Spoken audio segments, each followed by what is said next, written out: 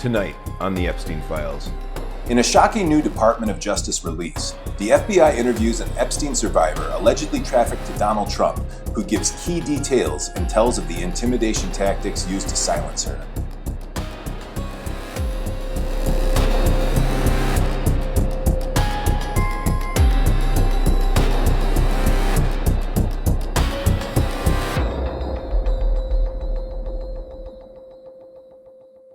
Welcome back to the Epstein Files. I'm your host, Bretton Jones.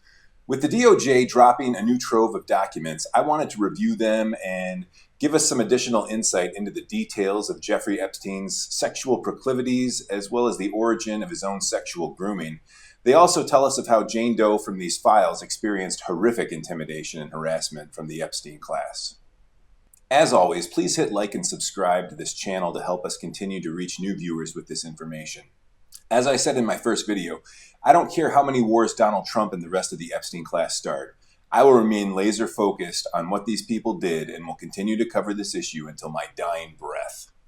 If you want to support me further, you can pick up a pack of the Epstein Files playing cards or any other of my merch at www.jeffreyepstore.com. You can also make a donation to me at buymeacoffee.com/theepsteinfiles. I thank you greatly, and without any further ado, let's get into it.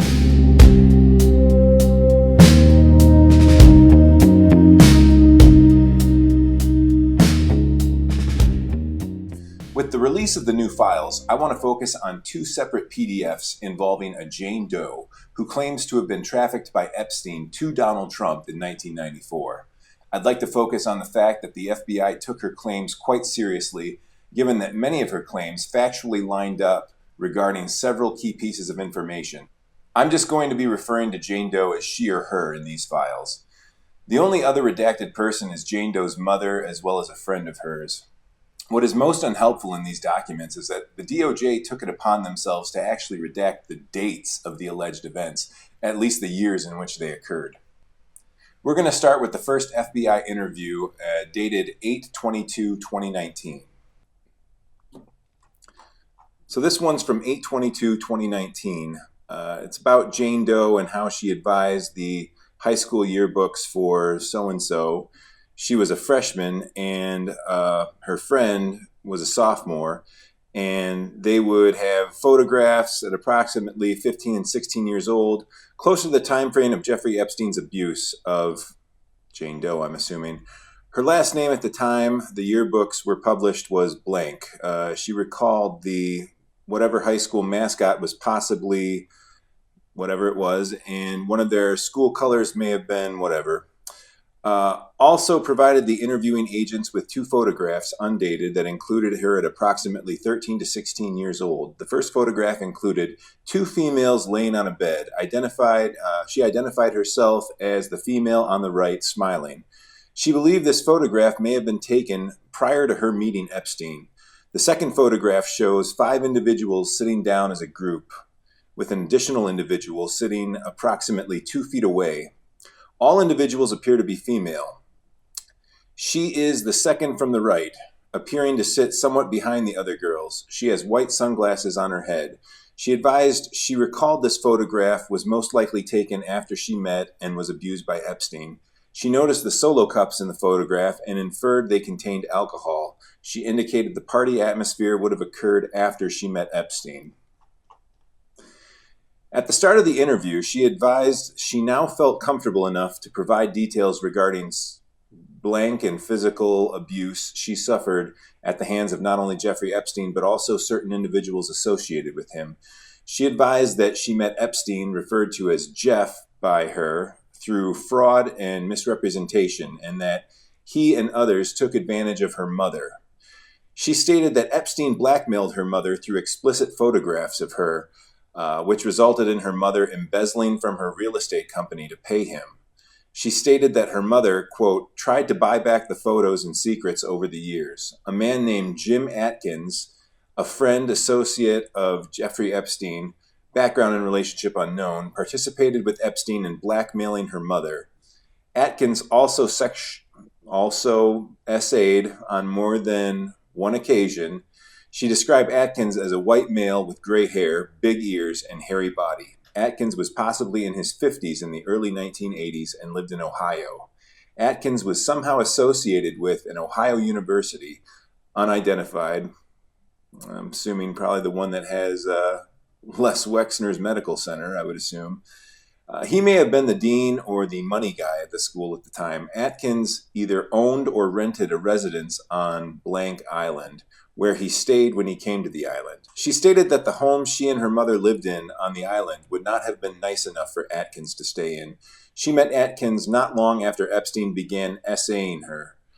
She estimated she met him when she was approximately 14 or 15 years old and recalled meeting him in her mother's office. However, she did not know why he was in her mother's office initially. She could not recall how her mother and Atkins were originally introduced. Atkins came off as a rich prick who would throw his weight around and talk about money. He would expect people to respond immediately to him. Atkins was a pervert and looked at Jane Doe like she was a piece of meat. He developed a romantic relationship with her mother, who he claimed he loved, but her mother appeared annoyed with him at most times. They dated for approximately a year, and Atkins would fly on and off the island to see her. She looked back on the relationship and thought her mother and Atkins may have been secretly dating if he was married in Ohio. He was rude to her and her brothers. He had a short temper and was a drinker. Her brother, Blank, would recognize Atkins. She recalled seeing Epstein and Atkins together at least once at Epstein's house. She recalled it was most likely at the second house she knew him to live in while he resided on Blank Island. Atkins and his accountant, black male named Cecil, last name unknown, assisted her mother in fixing her real estate books so that she could embezzle funds and pay Epstein. At some point, Atkins and her mother had a falling out, and Atkins, Epstein, and possibly Cecil turned her mother into the real estate commission by providing her accurate real estate book records. That's really scummy. That's really low. Her mother was sent to prison for a period of time for embezzlement, and she was not able to pay the restitution ordered. She was not aware of blackmailing when it began to occur. Her mother informed her late into the process that they were in trouble, that she had seen photographs of her, and that she was paying people money. She recalled calling Atkins at the school where he was employed to ask whether he could help her and her mother. Prior to her meeting Epstein, her mother had been sober. She advised that the threat must have been very real because her mother was a very strong woman and it affected her substantially. After Epstein blackmailed her, her mother began to drink alcohol again. She continued the chronological discussion of incidents involving Epstein that she began to detail during the previous interview. With respect to what she believed to be the fourth incident, the two men involved, in addition to Epstein, described by her to be fat and disgusting, also seemed to have money, which was asked more than once about the contact between herself and the men and what transpired during that fourth interaction. She did not recall the men's names. At the time of the interview, she was not comfortable going into specifics regarding the SA the men subjected her to. After approximately the fourth interaction with Epstein that summer, a period of time elapsed within the same summer, and Epstein began staying at a different residence, location details unknown. On one occasion, she and her friends were at a pool one night, possibly at the Marriott Hotel. She recalled probably a victimizer being present, but it's redacted because why not, right? Epstein showed up alone at the pool. She believed that when he showed up, one of her friends, must have seen him. She left with Epstein, and he got her to leave without using violence. They went back to his house. She reiterated it was a different residence than his previous home. When they arrived, it was the same kind of bullshit. Epstein asked her who her friends were, if she told her friends, and if her friends wanted to, quote, come party. She responded no, she did not tell her friends, and no, they did not want to come party. She stated that Epstein sent her on what she referred to as missions to find young girls who, quote, wanted to party. At approximately the fifth interaction, she recalled having with Epstein, other people were present. On approximately the fifth interaction, she recalled having with Epstein, other people were present. I think they mean to say sex here, but I don't know, leave it to the FBI. She vaguely remembered other girls around and older men, but she did not recognize anyone. Two of the men were fat and disgusting and had Santa stomachs. However, one man was heavier than the other. With respect to recognizing other individuals from the area, she stated that Blank Island was small. She knew most girls her age, and the fact that she did not recognize any of the girls partying with Epstein and his friends made her wonder where they came from. There was a beach near the hotel, known by locals and some vacationers to be a place to, quote, party. When asked about the men present during the fifth interaction, she advised one of the men, unidentified, physically and verbally abused her. She remembered he pulled her hair and beat the shit out of me. She thought it was strange that he stomped on her big toe. He hit her with a belt or similar object. She had, quote, no idea what that was about. His abusive action towards her were not sexual, except he masturbated at certain points while abusing her. She could not recall having bruises after the man beat her. She stated, it was very long evening that went into morning. Her mother was not concerned that she did not go home that night because it was normal for her to stay at a friend's home overnight sometimes. At that point, her mother was not aware of her ongoing abuse by Epstein and his associates. With respect to bruising incurred from any of the abusive interactions with Epstein, she stated, I must have had bruises, but I don't remember my friends saying anything. She did not go to the hospital, and she did not incur any broken limbs. She thought she may have had a few knots on her head after interactions with Epstein. She knows Epstein took photographs of her during sexual activities because she found images of herself in a drawer during her third interaction with him, previously documented, and she vaguely recalled Epstein taking the pictures. Epstein took Polaroid pictures of her. Some were just of her breasts, others depicted only her face, and some showed her whole body. She remembered she was wearing one of Epstein's shirts in at least one photograph he took. She described the shirt as very crispy and possibly blue or white. She advised a tripod came to mind as well and was possibly involved at some point. She pointed out that just because she could not remember whether they took photographs did not mean they didn't. She estimated she had more than 6 or less than 20 sexual interactions with Epstein over time. It's kind of a big discrepancy. Epstein told her on at least one occasion that dark was his time, no further information. She was Epstein's main contact on the island. When they were with others, Epstein appeared to be the leader, and others deferred to him.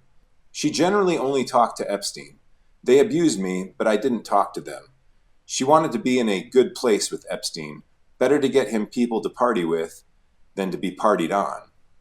At this point, her attorney, Blank, advised, you felt shame. She responded, yeah. She advised that during several of her interactions with Epstein, she was drugged, which was not fine, but better than being sober, with respect to the essay she endured by him and his associates. She remembered that once she began introducing Epstein to girls she met on the beach, he and her seemed to come to an understanding. The situation, while still horrible, did not seem as horrible.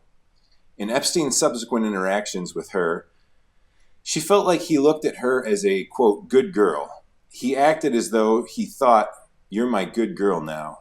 He began thinking she had to eat or be eaten. Jesus Christ. She could not recall ever seeing another underage girl being abused during the time she knew Epstein.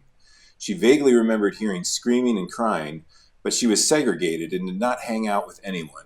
She reiterated that she did not talk to the girls or the men who associated with Epstein. She did not know whether there were group setting sex situations involving the girls. She was not asked or forced to participate in sex with more than one individual. On more than one occasion while in Epstein's company, she observed a woman around Epstein's age at the time, 30s, present, who did not appear to be black or Caucasian, but had darker skin and long, dark, wavy hair.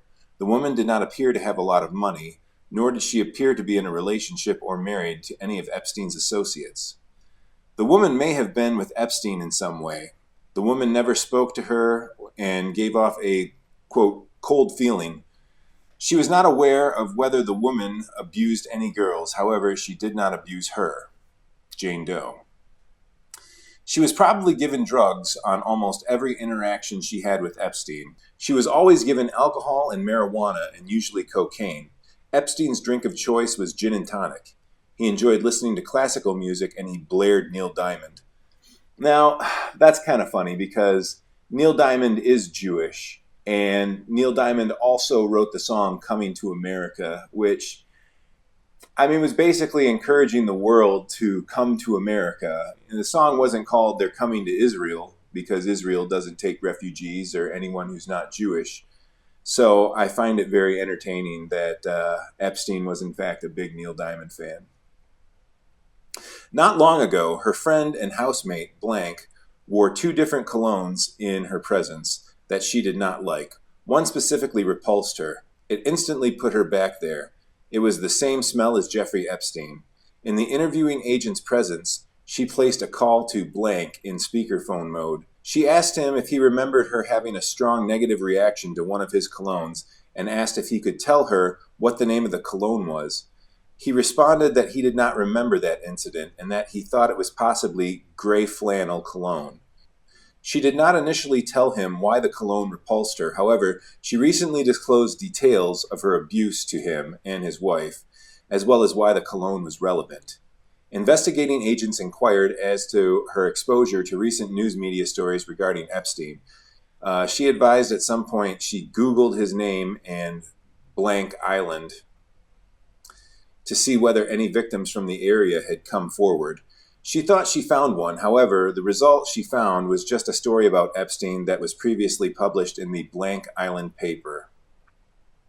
She detailed a separate and possibly the sixth incident involving Epstein. When she was approximately 15 years old, she went to a Rick James concert with her friend Blank and her mother in Savannah, Georgia. Epstein was at the concert and surprised her. When she saw Epstein, she knew she had to go with him. She recalled Epstein had a flask and got her drunk. She was also high on marijuana. He kept her isolated at the concert so long that Blank and her mother left her and drove back to Blank Island. They later told Blank they looked for her for a long period of time. She stated that she imagined they were terrified when they could not find her. She could not recall the entire evening. However, she knew that Epstein left her at some point, and she found herself walking around alone, high on marijuana. She kept thinking, how am I going to get back to the island? I've been left here. I have no way to get home. At some point, while walking around, the police picked her up. She recalled thinking her mother was going to be pissed at her because she got her ears pierced. The police photographed her and kept her alone in a real jail cell. She could not remember whether they fingerprinted her or if she was formally arrested. She did recall she ate really good fried chicken while in jail. At some point, her mother and brother picked her up and drove her home. She recalled at least one incident in which Epstein took her off the island when she was between 13 to 15 years old. He drove her and flew her to either New York or New Jersey. She was introduced to someone with money. It was Donald Trump. Her and Epstein were with others, to include Trump, in a very tall building with huge rooms. Trump did not like her. From the get-go, he didn't like that I was a boy girl, referencing a tomboy.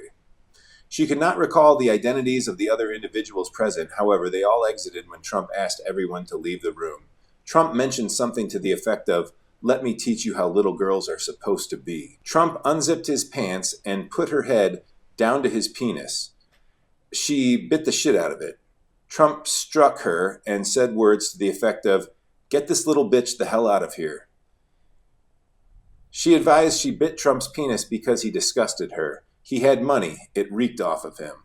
At that point, people re-entered the room. No further information provided. She recalled a blonde, beautiful woman approaching her at some point that day after her interaction with Trump.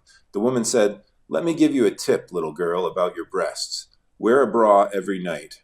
Those words have stayed with her throughout the years. She got the feeling the relationship between Epstein and Trump included a certain amount of jealousy. She thought Trump appeared jealous of Epstein, but at some point they ended up on level playing fields. Trump and Epstein sometimes used the term fresh meat, untainted, and not jaded while referring to girls. At the time she heard it, she did not understand the term not jaded. She subsequently looked up the word jaded. She stated she had 2 additional interactions with Trump, but she asked that the interview move on to a different subject for the time being. She discussed an additional interaction with Epstein and his associates wherein Epstein and the group brought acid, identifies of additional individuals not provided.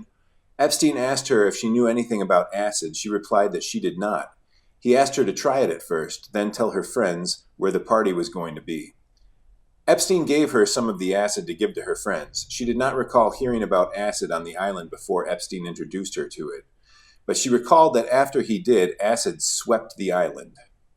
That's interesting. Reflecting on the interactions she had with Epstein up to that point, she advised that while she continued to be sexually abused by him, she began to feel like Epstein trusted her. The situation was, quote, still horrific, but she began to feel important. He knew she was keeping his secrets, specifically the things he said in front of her. On one occasion, she asked Epstein why he does those little things to me.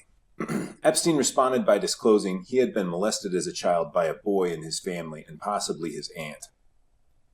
Now, I'm going to stop right here and say that this finally reveals the first insight into what Jeffrey Epstein's childhood was like. And do I believe that Jeffrey Epstein was raised by Frankists? I do believe he was raised by Frankists. I think that the abuse was probably not just from a boy or his aunt. I think that Frankist Jews, and this includes the Maxwell family as well, they were also known for ritually, molesting their children. The parents molest the children. The parents get with other couples. It's one big mess, and I'm still working to understand Jacob Frank and whether or not Frankism is a natural offshoot of Judaism or if it was some sort of wayward sect. If you guys have any information on that, I'm definitely interested in knowing more, and I'm still reading and watching YouTube videos about it, but yeah, this definitely tracks. Jeffrey Epstein had to have been molested to have this much of a hypersexual fixation, as well as just his weirdness. She thought the boy was either an uncle or a cousin. He definitely mentioned abuse by both a male and female. Epstein was starting to say intimate things about himself. He was sharing, and it began to make her feel like she had some of the power. She recalled thinking at the time, wow, this is the same asshole who is horrible. Epstein had two sides to his personality. Looking back on the situation now, she stated Epstein was probably grooming me. She got super fascinated in the sexual acts that involved Epstein being submissive to her. She felt relieved to be the one not being abused. She recalled that they did not mix the essay, meaning the interactions wherein Epstein physically abused her were separate interactions from those that involved Epstein being submissive to her. Every time they entered a bedroom, SA of some sort was involved, and in general, every interaction included SA. The one exception was the concert in Georgia detailed above. Even though Epstein was alone at the concert, they did not have a place where he could engage in SA with her. Sexual activity in that case. When asked whether Epstein had any notable sexual fetishes, she advised he liked having little rubber things put into his anus and, quote, he had her do it. She recalled inserting a pencil, a big eraser, little rubber things, and a water bottle into Epstein's anus for his sexual gratification. Epstein liked to be violated and dominated. He wanted her to take control. She recalled he turned into a different personality, and since it was her first time experiencing that type of sexual behavior, she did not know what to do. Epstein liked her to use a kitchen oil instead of sexual lubricant when she put things into his butt. Epstein told her that when he was younger, he could contort his body so that he could almost put his penis in his mouth. She asked him to show her, and he tried, but was unsuccessful. I'm going to need a shower after this podcast. She was asked whether Epstein ever asked her to engage in threesomes. Epstein always wanted her to bring her friends, however, it never happened. Epstein spoke another language around her once in a while. She believed the language he was speaking may have been Hebrew. At this point in the interview, she imitated the sound of the language she recalled Epstein speaking, indicating it included a throat-clearing guttural sound. She was unaware of whether Epstein was Jewish. His last name is Epstein. She knew the language he spoke was not Italian. Okay. Epstein talked about blackmailing people in front of her. He was confident Trump knew Epstein blackmailed people because she heard Epstein and Trump talking about it. She stated she knew Trump had illegal building permits. She heard him talking about washing money through casinos. Number 6 is Donald Trump's favorite number. She was not sure how she knew that, but she had heard it at one point. She stated that Epstein's blackmailing of her mother ruined my family. She asked the agents to keep her safe, stating, "Throughout my life, his people have found me, have kept tabs on me." That's the first document that we went through. The next one is titled 8/30/2019. The interviewing agents asked her to provide additional details regarding her first interaction with Donald Trump when she was approximately 13 to 15 years old in either New York or New Jersey, and while also in the company of Jeffrey Epstein. She clarified that when she previously said Trump struck her after she bit him on the penis, she provided further details that he pulled her hair and punched her on the side of her head. With respect to her mother, who appears to now be deceased, she recalled her mother spent approximately 2 years in federal prison in Columbia, South Carolina around the time she was 17 or 18 years old. Her mother's sentence was related to an embezzlement conviction connected to being blackmailed by Jeffrey Epstein and Jim Atkins over explicit photographs of her. She asked whether Epstein had a sibling. The investigating agents inquired as to what made her think he had a sibling. She replied she recalled there was a man, possibly a brother of Epstein's, that she recalled from the past. Since the essays that she suffered at the hands of Epstein and his associates, she was threatened on numerous occasions by unidentified people she believed were connected to Epstein. Her mother was also threatened on numerous occasions prior to her death. The first incident she could recall occurred in approximately blank when she was 16 to 17 years old. She was living in a suburb in South Carolina at the time. Her mother had been arrested for embezzlement and could not pay the restitution. She called Atkins at the university where he worked, unidentified, to ask him for help. She recalled she asked him why he fixed her mother's real estate books, only to later turn her mother into the police. Atkins responded to her by stating words to the effect that he did not give a shit. If you end up in the gutter, don't ever contact me again. Your mother knows what will happen. She recalled threatening telephone calls primarily began to occur after she gave birth to her daughter in a redacted year. Several calls listed as no ID on her caller ID system were made to her telephone. The voicemail content primarily included only noises. However, during one call, a man, unidentified, stated, "F you. You better keep your mouth closed." The man subsequently hung up. She was threatened sometimes every 2 years, then at random times. She never recognized the voices during the telephone calls, but she was certain the callers were not Epstein, Atkins, or Trump. The callers did not have heavy New York accents. She clarified that Epstein did not have a heavy New York accent in general. However, he said certain words with an accent. In approximately redacted date, again, her mother fielded threat calls as well made by individuals telling her to leave the island. Her mother was most likely also threatened in person. However, she did not have specific information regarding any of the in-person threats. One of her mother's previous husbands also received at least one threatening call at some point. The last call that she characterized as threatening occurred in approximately December or January of blank year while she was working at wherever. A coworker received a message on their work landline that was intended for her. The man on the message stated that he was either Kevin or Keith and that he was calling from blank doctor's office to check on her. She only listened for a second and did not hear the entire message. Her doctor had no idea where she worked and would never have called to check in on her. She stated she told her daughter about the call, and her daughter subsequently called the doctor in an attempt to confirm the call to blank. The doctor's office stated that they did not call to check on her.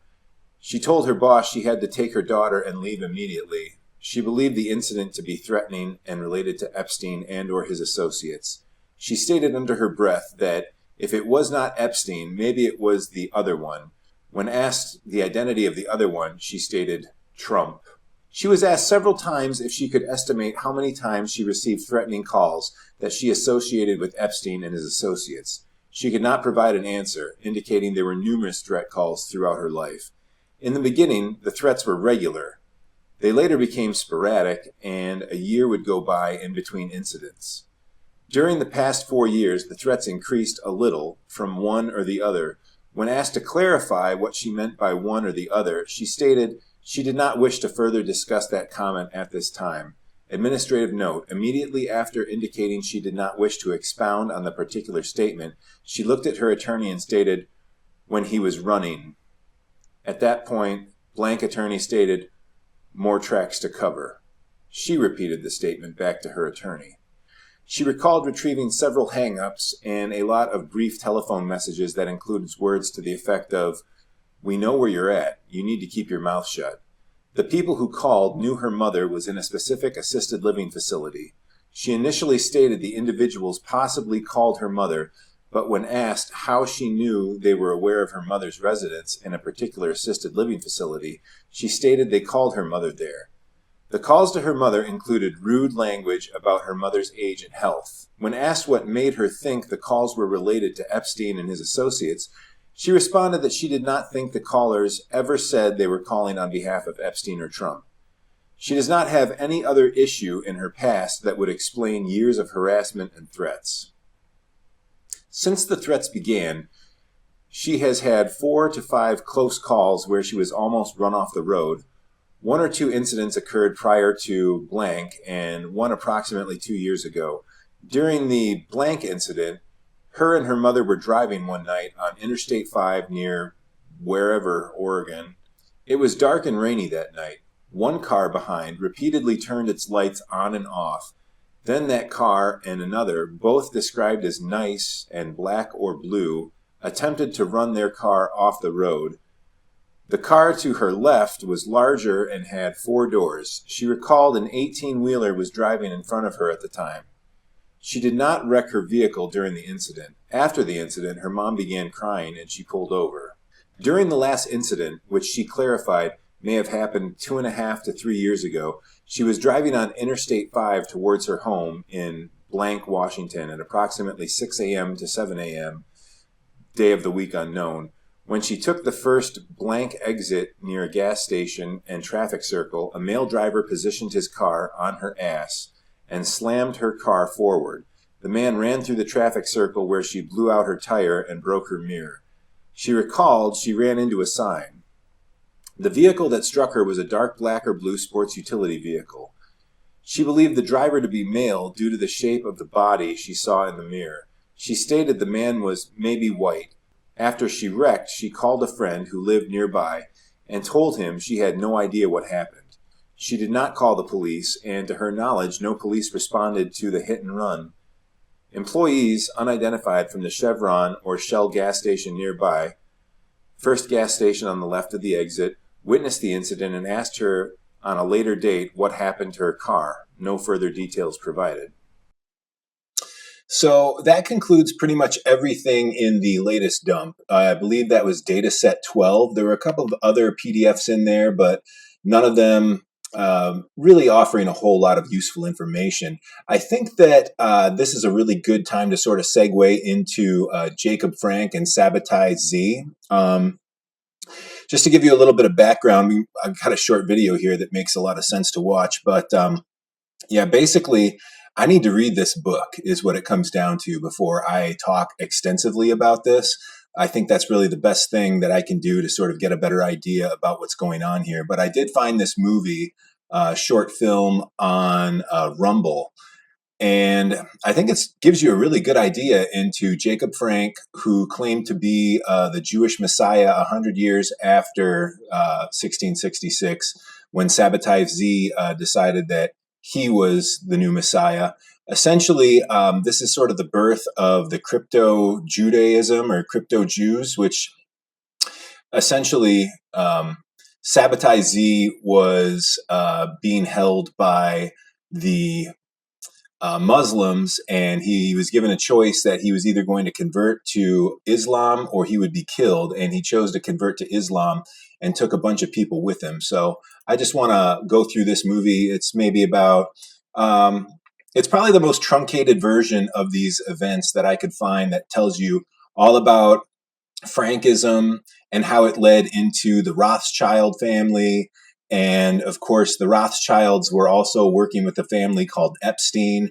I haven't personally done much digging into whether that Epstein family that was working with the Rothschilds has lineage down to Jeffrey Epstein, but I mean, come on, everything that we know about these people, why would they not be connected? I'm going to do some follow up to make sure that that is the case, and I can see if I can draw a line between the two. But as far as this film, it's really very illuminating. So I just wanted to watch this for a little bit. Sabbatai Zevi declared himself to be the Jewish Messiah in the year 1666. This false Messiah led the largest Messiah movement in Jewish history and attracted more than half the population of European Jews. How did he do it? By promising to return the Jews to their ancestral homeland in Palestine. So this also sort of factors into, the birth of Zionism, and you begin to see how Zionists, the Rothschilds, and basically communism, fascism, and right up until this day, Zionism and the modern state of Israel are all just tied together. And I guess it's really fascinating. And Sabbatai Zevi made everything that was holy unholy. He rejected the rules of the Jewish holy books and every standard of Jewish decency. There would be no more guilt or sin or right or wrong, no more sexual taboos, no more 10 Commandments, no more fasting. Instead, there would be feasting. Sabbatai Zevi's immoral leadership finally fell from grace when the Sultan of Turkey threatened him with torture unless he converted to Islam. Sabbatai converted to Islam, but he brought his infectious evil theology with him. 1 century later, Jacob Frank. So I should stop right there. So these guys first, when he converted to Islam, he took a whole slew of people, like maybe 6,000 of his followers also converted to Islam. And at this point, he starts introducing them to the idea of being crypto Jews, meaning you would be a Christian or a Jew or a secularist on the surface. Meanwhile, you're still in secret practicing all of these Kabbalistic, Talmudic, and mostly Kabbalistic, because a lot of these guys just straight up rejected the Talmud as well, which, I mean, the Talmud compared to the Torah is one big jumping off point, but that wasn't even good enough for these guys. So, there was a special name. I'm going to have to recheck on what it was. I believe it was the Dode were the names of the Sabbatai followers who essentially converted to Islam.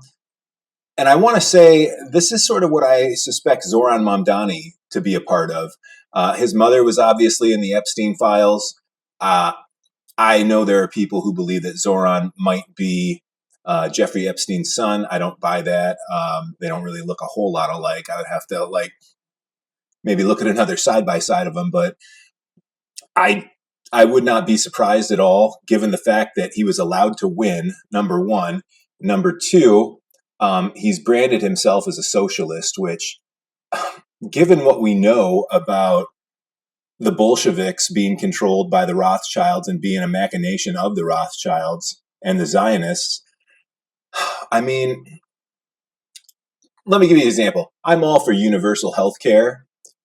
And I have to say that I would never call myself a communist, just because of the baggage that goes along with it. And also, it presumes that I don't believe in anything being in the free market, which I own a small business. I have owned one and I've owned several. I believe in the free market in certain places. It's just at this point, I don't see any way to get healthcare costs down as opposed to, just letting everybody buy into a public option. But yeah, I think that Zoran is some sort of crypto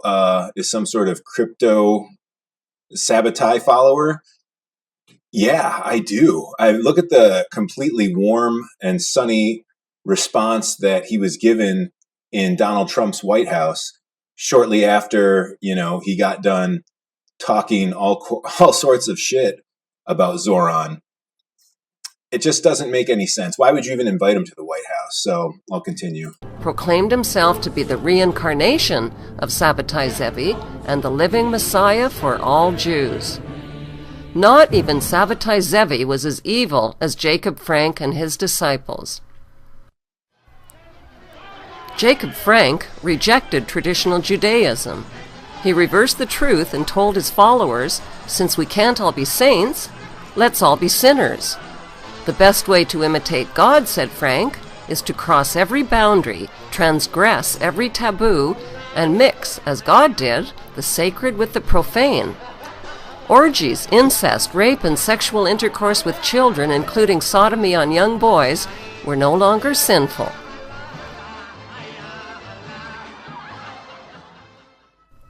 In 1773, Jacob Frank traveled to Frankfurt, Germany, the birthplace of the Illuminati. That's where he formed an unholy alliance with Adam Weishaupt and Mayor Amschel Rothschild's banking dynasty. The ambition of the Rothschild dynasty was to win control of the world's gold, central banks, and wealth. The Rothschilds sent John Jacob Astor, Jacob Schiff, and Paul Warburg to America, where they influenced the privatization of the Federal Reserve banking system and the dismantling of the American Constitution. The goal of Weishaupt and the Jesuits was to take control of the Vatican and its hierarchy of Catholic clergy. Weishaupt formed the Order of the Illuminati and infiltrated the Freemasonic lodges with his doctrine until every Masonic lodge in every nation accepted it. The Frankist goal was the destruction and replacement of Jewish ethics with a satanic religion based on the exact opposite of Jewish teachings. When this unholy alliance of conscienceless men was seeded, a cancerous war against humanity erupted. With Rothschild financing, Jacob Frank became fabulously wealthy and was put in charge of spreading a Luciferian theology that would be the hidden hand behind future wars and revolutions. Jacob Frank's followers were called Sabbatean Frankists. They practiced witchcraft and occult rituals, including animal and human sacrifices. Lucifer, they declared, was the true God. And I think this also speaks to this first attack on that girls' school in Iran. Of course, the United States denied it at first, but we found out that it was a Tomahawk cruise missile. Not just that, but they also double-tapped that school. They waited until the first responders showed up and people went to get their kids, and they hit it again, you know? So good luck trying to explain to me or trying to convince me that, you know, that attack wasn't the first volley of bombs didn't constitute human sacrifice. That was 100% a human sacrifice that they did in Iran. And God bless the Iranians. They know that if they lose this war, their kids are getting Epstein. So it is what it is. I mean, how fucking evil. The Sabbatean Frankists expanded their movement by masquerading as converts to other religions. They converted to Catholicism and to Islam, where they embedded themselves and spread their Luciferian infection as closeted crypto-Jews. The Frankists traded their wives and daughters with members and with powerful non-members who they needed to seduce into their cult. Jewish professor Gershon Scholem called Jacob Frank one of the most frightening men in Jewish history. And I mean, this gets into, you know, both Jeffrey Epstein's childhood, but as well as Ghislaine Maxwell's. Lots and lots of incest in Ghislaine's childhood. And, you know, this is another thing that I need to read up on more. But from what I have seen and read, you know, she was constantly having sex with her father's friends. They had parties. Here's a good example. Jacob Frank had the holiday of Puri that they just had over in Israel that they were all celebrating down in their magic bunkers, their bomb bunkers that were promised to them 3,000 years ago. This Puri just used to be a big wife swapping event, just a big sex fest.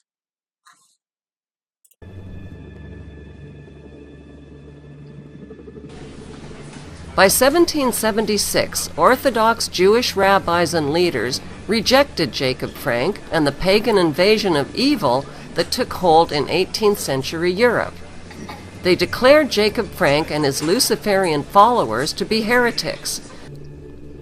Jewish author and historian Dr. Henry Makow has thoroughly researched the Sabbatean Frankist movement. The Sabbatean Frankists were out and out Satanists. They believe that they have to defy any kind of natural morality, defy any kind of natural law, defy God, and they actually indulge in every kind of depravity as a form of worship, because they worship Satan. And they promoted promiscuity, and that's where our promiscuity today comes from. It's 200 or 300 years old. There's nothing new or avant-garde about it.